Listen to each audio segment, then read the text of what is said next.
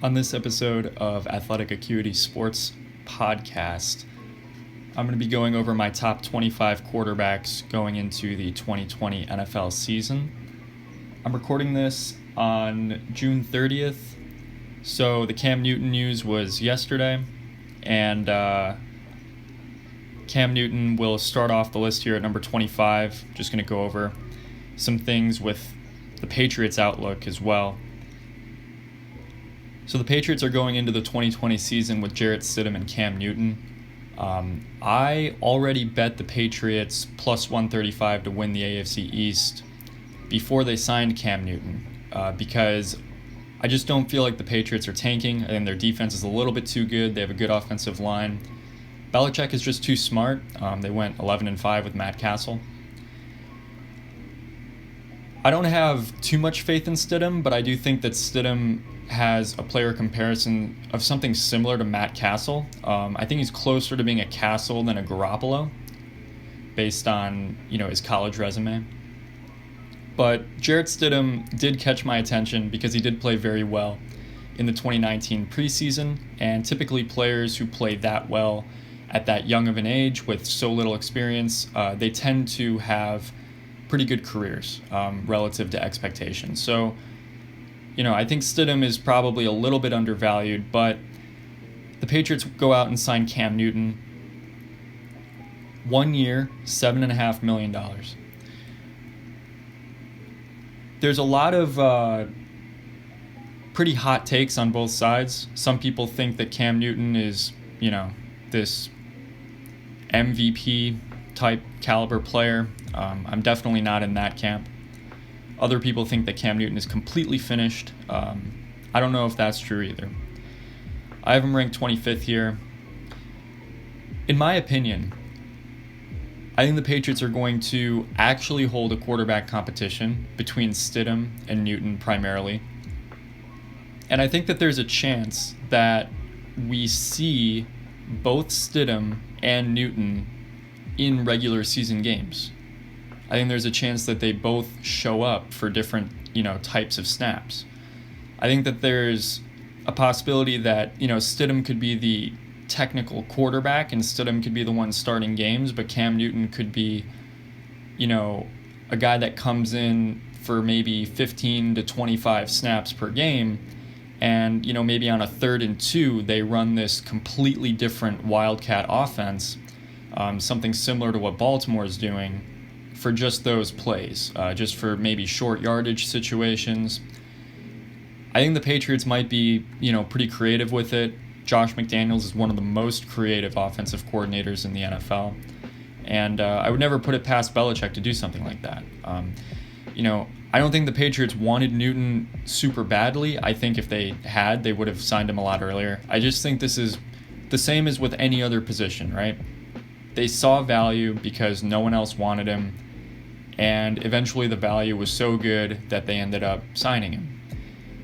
Now, this might scare some people, but it does kind of feel similar to when they signed Chad Ochocinco, where,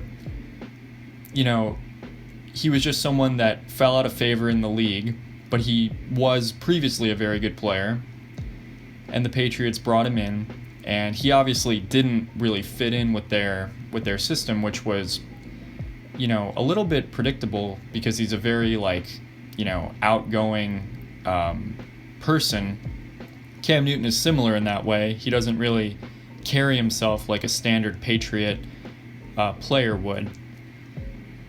So I'm interested to see how this works. I think that there's a lot of outcomes here, a wide range of outcomes. I think Newton could be potentially not used very much, similar to Chad Ochocinco, and I think there's a chance that he could be the starting quarterback week 1 and play the vast majority of snaps. So, it's really up in the air at this point. I think part of the reason why it's so difficult to predict is because a lot of people, myself included, just don't know enough about Jarrett Stidham yet. But I have Cam Newton ranked here at 25. The injuries are concerning with him. He's 31 years old. I do think that he is someone that won't age super well, so I think he's probably only going to be in the league for a few more years. I don't expect him to have a lengthy NFL career. In 2019, only started 2 games before he was injured and out for the rest of the season. He was terrible in those 2 games, but again, I think he was battling some injuries, so I'm not going to hold that against him too much. 2018, the last time we saw him play 14 games. A lot of people kind of overrate the fact that he had, a 67% completion percentage. That's really a function of Norv Turner's offense, where there were a lot of checkdowns. McCaffrey caught a lot of passes.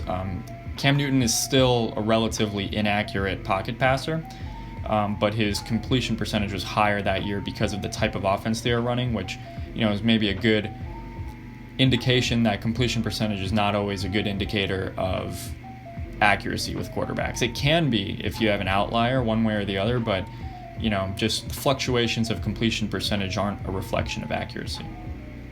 And so, overall, I think Cam Newton still has some upside. I have him ranked 25th. I think there's still a lot of value with his rushing ability. But again, still a relatively inaccurate passer, and I'll be really curious to see what New England ends up doing with him. At 24, I have Nick Foles, newly acquired member of the Chicago Bears.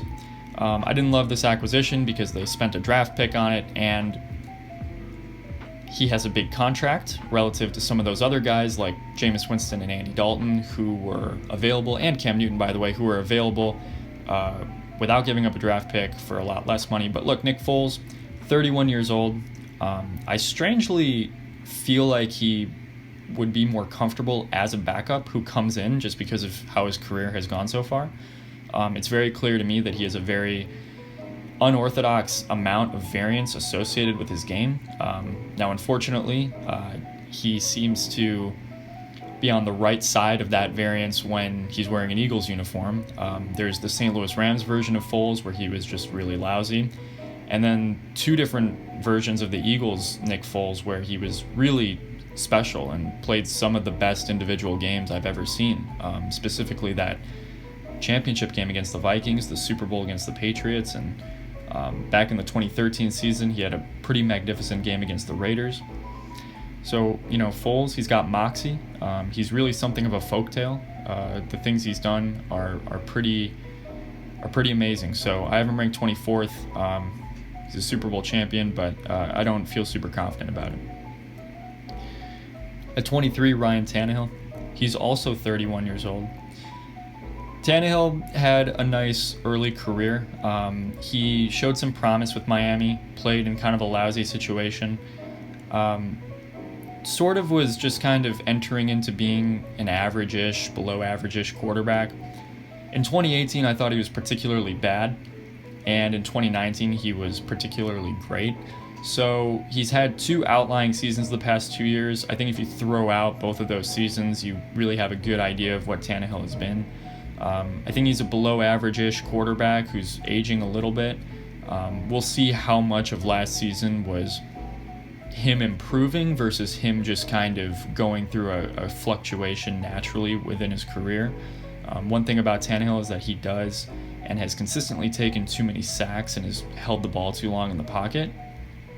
But he does offer some upside. He's got, a pocket of throws every now and then that are pretty special.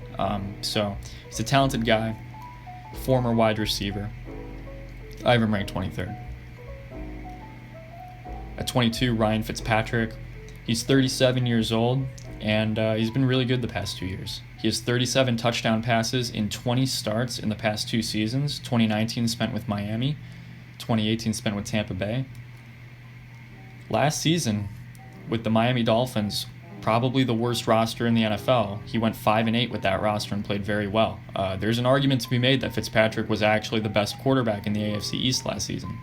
But, overall, I think that the turnovers, he does throw a lot of interceptable passes. He is a gunslinger, likes to throw it downfield. The turnovers do kill you eventually. And, I think he's worth being a starter. I have him ranked 22nd. At number 21, I have Tua Tagovailoa, also of the Dolphins.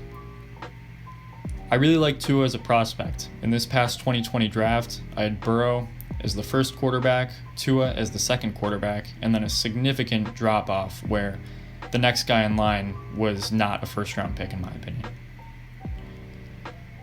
I think the Bengals made the right choice with Burrow, but I think if I was Washington, I would have taken Tua over Chase Young just because of the bonus points you would get after hitting on a quarterback prospect. When I watch Tua Tagovailoa play, I see a lot of Jimmy Garoppolo. I think that's my comparison for him. They're very good with the intermediate and downfield throwing. They both have mobility, but they keep their eyes downfield a lot. A negative thing that both guys do is they both sometimes trust how quick their releases are, and they wait till the last minute and sometimes take big hits and get injured instead of throwing the ball away. So overall, I like him a lot as a prospect. The injuries are a concern, but I think that it's a little bit too early to tell whether or not this is going to be someone that has a really short NFL career. We've seen a lot of guys actually go through injuries at younger ages and actually play out pretty lengthy NFL careers. I think guys get smarter about getting the ball out quicker when they get older and get more acclimated to the NFL speed. So I think Tua could certainly grow out of his willingness to hang on to the ball too long, but he's very accurate. I think he projects to be a pretty good quarterback at the NFL level. So numbers 20 and 19 I'm going to announce together. 20 is Ben Roethlisberger, 19 is Phillip Rivers, the two remaining 04 draft class guys. They're both 38 years old. I think there's a pretty good chance that one of these two is just totally shot for next year. I'm leaning towards Roethlisberger being that guy over Rivers. Roethlisberger played only 2 games last year, did not look good in those games, but it was a really small sample size. In 2018, he played the full season, had a pretty good season. He did a pretty good job. I thought he was, borderlining on being a top 10 guy. But his injuries have piled up. He's someone who had a lot of injuries, in the younger stages of his career, and it's continued. I just wouldn't be shocked if Roethlisberger was potentially the weakest quarterback in his division next year. He's not going to play forever. With Rivers, he's always had that very weird arm delivery of the ball. If his arm strength just bottoms out the way Peyton Manning's did it at one point, then Rivers is going to end up being a guy that, exits out of the NFL pretty quickly. But I still have him ranked 19th. I still think these guys are pretty good if they're healthy and able. I think one of these two could definitely be shot for next year. I don't have a great idea of which one it's going to be. I'd lean towards Roethlisberger, but of course there's a chance that both guys, are just similar to what they've been in the past couple of seasons. At number 18, I have Jameis Winston, new member of the New Orleans Saints. I like Jameis Winston. There's a lot of things to kind of dissect when you watch him. There's so many brilliant throws. I think he made, 3 of the most brilliant throws of the season last year at different points. But then again, there's, approximately 3 games per year where it's just a shit show and he's just totally, seemingly unable to play the position and process.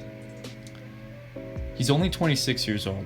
I was really excited for him last year before the season started. Had him on a bunch of fantasy teams, and that ended up working out. But I was just hoping that the turnovers would be down, because if he somehow found a way to limit the turnovers and the interceptable passes, he would be a very good player. Obviously, you have to be pretty talented to throw for over 5,100 yards, lead the league in passing yards, come in second with 33 touchdown passes. He did have 30 interceptions. His interceptable throw rate wasn't too much different from a couple other players like Phillip Rivers and Daniel Jones, but he did have a lot more interceptions than those guys because the actual interception total is a little bit more noisy of a statistic. It's basically hard to predict when defenders are going to drop or catch passes that are thrown to them. Jameis also, over the past couple of seasons, takes about 3 sacks per game, which is pretty high. He does a good job of keeping his eyes downfield and moving outside the pocket, and I'll admit that his offensive line hasn't been great in each of the past 2 seasons, but he does have a tendency to hang on to the ball a little bit too often. It leads to a lot of fumbles. Overall, I think Jameis is an intriguing player. I have him ranked 18th among quarterbacks, which means I think he's quite a bit better than the backup job he's been given. But I think this is a good opportunity for him to learn behind Drew Brees and learn with Sean Payton. I think that his career could take a step forward at some point, but I think this is a good move for now. The turnovers and the negative plays are just killer for him, but he makes so many positive plays as well. Very intriguing player. At number 17, I have Joe Burrow. This is pretty high for a rookie quarterback to be on a list like this, but he, may be coming off of the best college football season in the history of college football. The only knock with Burrow is that, he got so much better from year 1 to year 2 that we don't know a lot about him as far as his consistency year to year. But, if he plays anywhere near like he did last season, I think he'll transition to the NFL pretty well. There is an argument to be made that Burrow is the best number 1 overall pick quarterback that we've seen since Andrew Luck in 2012. At number 16, I've got Jared Goff. 16th is right in the middle of 32 starting quarterbacks, so I have him pretty much dead average. I think when things are going well, Jared Goff can start for you in a Super Bowl. And when things are going really badly, I think, he has the potential to be one of, maybe a starting quarterback on one of the worst teams in the NFL if he has a terrible roster around him. To me, he's very much a guy who won't take a bad roster and make it better, but he will fit in with a good situation the way he did in 2018. He's been consistently bad under pressure, which has been a pretty unstable metric for the most part. Usually guys who are good under pressure one year aren't as good the next year and vice versa. But he's been consistently poor. If I were building around Jared Goff, I would want to have a good offensive line and a smart coach around him to scheme people open. But there are some good things about his game, and I just think of him as the league average for quarterbacks. So at number 15, we have Kirk Cousins. Kirk Cousins has really clean stats. He's a good quarterback. He's safe. I think he's the safest bet to get you into the 7 to 10 interval of wins season to season. My problem with Kirk Cousins is that if it's 4th down and 8, game's on the line, you have to convert this to win the game. He's not afraid to check it down for 5 yards, and he'll have better stats because of it, but you'll lose the game. I just think he's not ballsy enough. I don't really get just a good impression of him. A lot of people like to make the Monday Night Football record reference. It's a small sample size of games, but he really has been consistently poor when the pressure's been on. Not just primetime games, but also just games where they have to win to kind of move on. I don't know. I don't always see it with him. I think 15 is a pretty fair ranking. At number 14, I've got Matthew Stafford. He's someone that tends to kind of have one good season or 2 good seasons, then a couple bad seasons or average-ish seasons. He's got a lot of oscillation with his performance. 2019, he was very good. The team was 3-4-1 in the 8 games he started, but he was awesome. 19 touchdowns, 5 picks, was throwing the ball downfield very effectively. The problem with Stafford is that he's 32 years old, coming off of that back injury. I don't know how compromised he's going to be in the coming years, but if he's healthy, I think he should be maybe even a little bit higher on this list, but I'm a little bit concerned about that back injury that he's been dealing with. At number 13, Baker Mayfield. So Baker has had an interesting ride so far. Is very good in Oklahoma. First overall pick.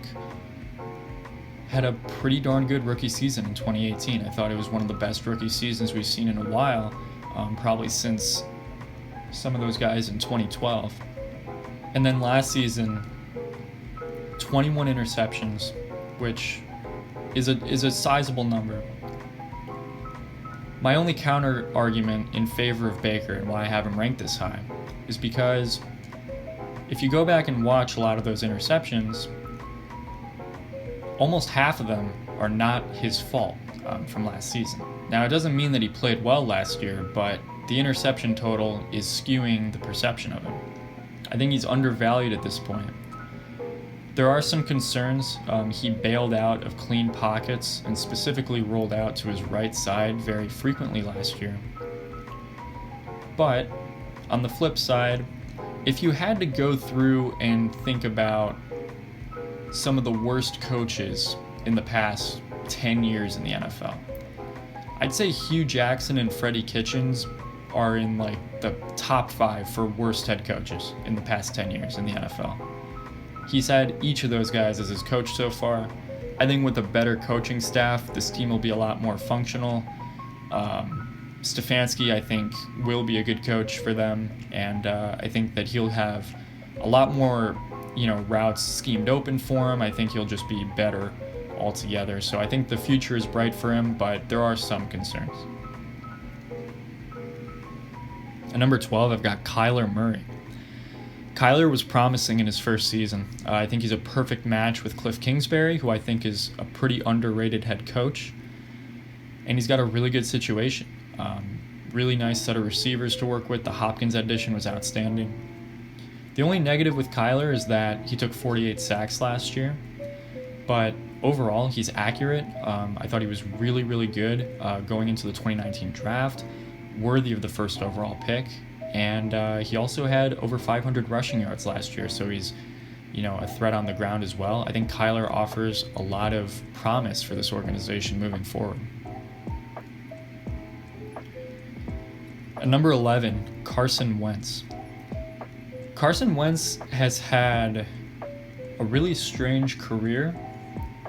So in 2016, his rookie season, he wasn't great. The team went 7-9.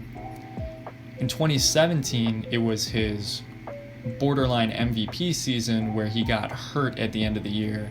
Foles takes over and actually wins a Super Bowl with that team. In 2018, Wentz was playing very well again, got hurt. The team wasn't doing well with Wentz. Foles came in, also played pretty well, but the team just kind of played better when Foles was there. The team ends up kind of getting into the playoffs, sneaking in, winning a playoff game, and losing in the divisional round. And then last season, Wentz is there for almost the entire season. The receiving core got decimated last season. The offensive line was injured, just injuries all over the place. One of the craziest, injury seasons for an offense, I think, in the past few seasons.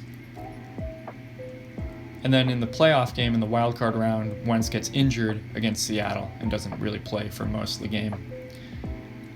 I just wonder if in a few years from now we're going to look back at Carson Wentz and just wonder, what would his career have been if he hadn't gotten injured so much? Because I think the injuries are actually really concerning. They seem more chronic than random to me. And I also think it's just kind of strange that he's always injured when the team needs him the most. It's not his fault, but it's just kind of been this recurring theme with him, just getting injured right before the playoffs. I still think the Eagles are a Super Bowl contender this year, and part of the reason why is because I think Wentz is good, but I always kind of wonder why people put him in the top, 7 or even the top 5 of quarterbacks in the NFL when he's been good but not great for really the majority of his career. The 2017 season, he was really being, bordering on being a great quarterback. I think each of the past 2 seasons, it's been closer to being top 10-ish, fringe top 10 rather than fringe top 5. I think he's good. There's still a lot more to see from him. If he can just stay healthy, I think there's a good chance we all have a much better opinion of him moving forward. But, for now I have him ranked 11th, which I think is pretty fair. So at number 10, I've got Dak Prescott. Dak has had an interesting career. Also came out in the 2016 class. 2016, I thought he was one of the 10 best quarterbacks in the NFL. Really impressed me, but he had an awesome situation. 2017 took a little bit of a step back, but was still, pretty solid. 2018, I thought he took a bigger step backwards, and I was starting to get concerned about him. Looked closer to being a below-average quarterback than an above-average one. But in 2019, I think he was one of the 5 best quarterbacks in the NFL. It's really clear to me that Prescott is very good when the situation is really good. He's had a good offensive line his entire time in Dallas. The receivers have been pretty good and a lot better more recently since they got Cooper. Kellen Moore was an excellent play caller last year. They've tended to run the ball well when he's been the quarterback of the Cowboys. So overall, I think that, it's fair to say that it's, not necessarily a lock that Dak would actually uplift a bad team, but he's been really, really good when the situation has been good around him. So I think that there's something to that. I think he's been, a very good quarterback for 2 of his 4 seasons, and I have him ranked 10th here. At number 9, Jimmy Garoppolo. I think Garoppolo is one of the most unfairly criticized good players in the NFL. He's 28 years old. His record, including the playoffs in his career as a starting quarterback, is 23-6. A lot of people like to say that a lot of his winning is just a function of Kyle Shanahan. I think Kyle Shanahan's a great coach. I think he schemes people open.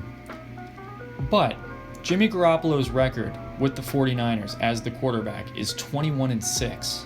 Kyle Shanahan's record as the Niners head coach without Garoppolo is 4-20. 21-6 versus 4-20.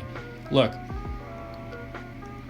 those numbers are probably skewed a little bit because the defense played a lot better when Garoppolo was in. But anytime you see that big of a contrast, there's something to the fact that Garoppolo is very solid as an NFL quarterback. I don't think that anyone could just step into Shanahan's system and be great. I think that you have to be pretty good, and I think Garoppolo's a good quarterback.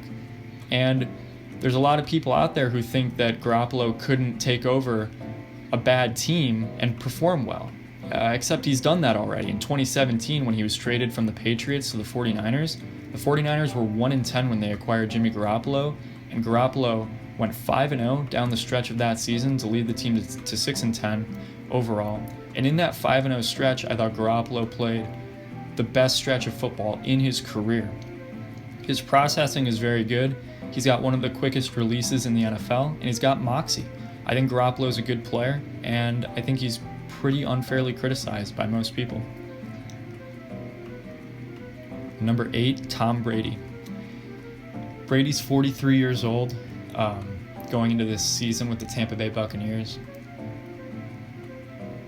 I'm a little bit more hesitant than most people to kind of say that there's a chance that Brady's not as great as we might expect him to be because of his age. I think if you look at the 2019 season with New England, I know that he didn't have a lot of people to throw to, but I would say for the second half of that season, Brady was a lot closer to being an average quarterback than an elite quarterback. I think he was closer to being that middle of the road guy than, a top 5 type player. But, going into this upcoming season, he's got all kinds of weapons. I love Godwin. I like Evans. They've got a trio of tight ends. The offensive line should be decent, and Arians is a good play caller.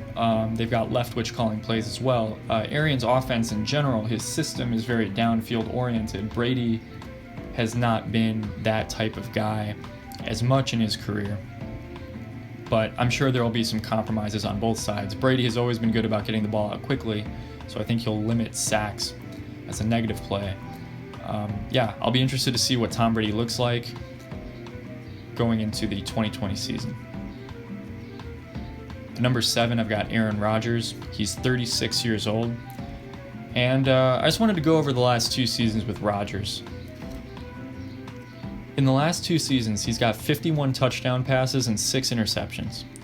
I think this is one of the most misleading touchdown to interception ratios of any quarterback in the NFL. The reason why is because he takes a lot of sacks and he throws the ball away a lot. And those plays don't really result in interceptions, but they are negative plays. So he basically has a lot of negative plays that don't result in interceptions. In the last 2 years in the regular season, he's been 19, 12, and 1 as a starter, which to me is a good but not great record.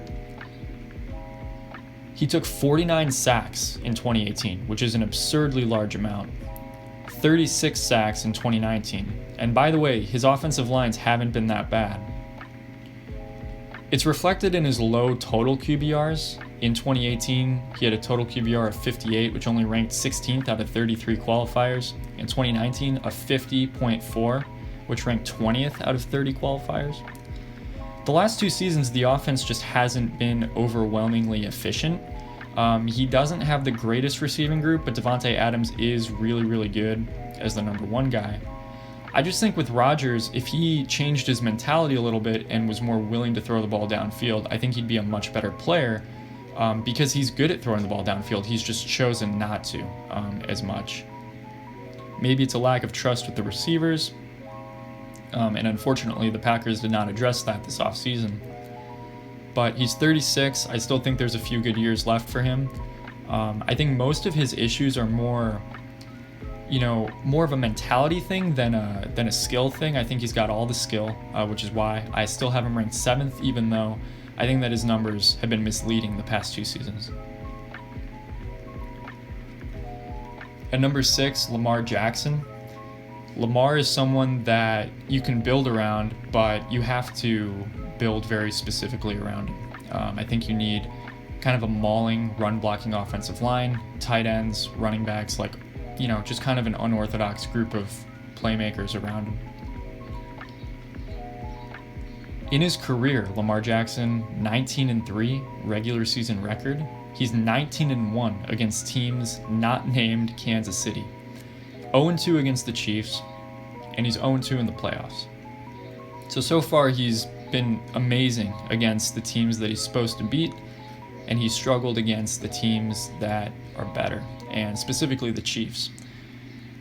I do think that the Ravens have a big obstacle to climb, which is they have to be able to beat a team even if they're losing in the game. We saw Tennessee jump out to kind of a fluky but legitimate lead in that divisional round game.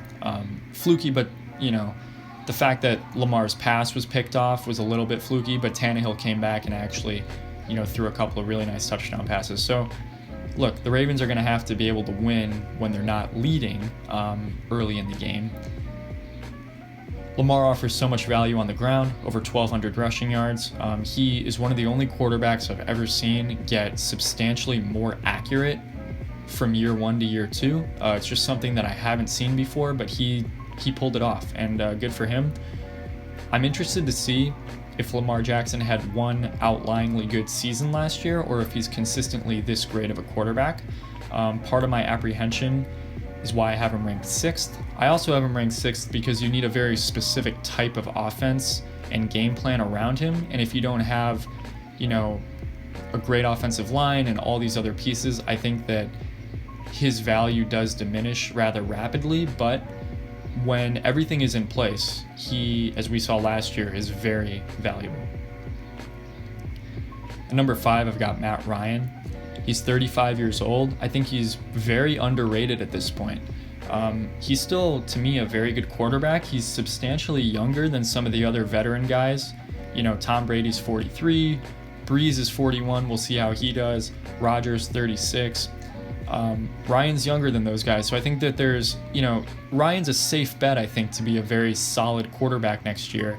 If you told me between Breeze and Brady, one of those guys had, a major drop-off, I'd say, okay. But if Matt Ryan did, I'd be more surprised because of how much younger he is. He's been dealing with a really bad offensive line the past 2 years. He's been sacked 90 times. But when things have been well for him, he's been outstanding. And so I think Matt Ryan is still a very good and undervalued quarterback at this point. I've got him ranked 5th. At number 4, I've got Deshaun Watson. This does seem a little high for him, but with some of the other guys like Rodgers and Brady declining a little bit, Deshaun Watson is one of the next young quarterbacks that I think could be very good.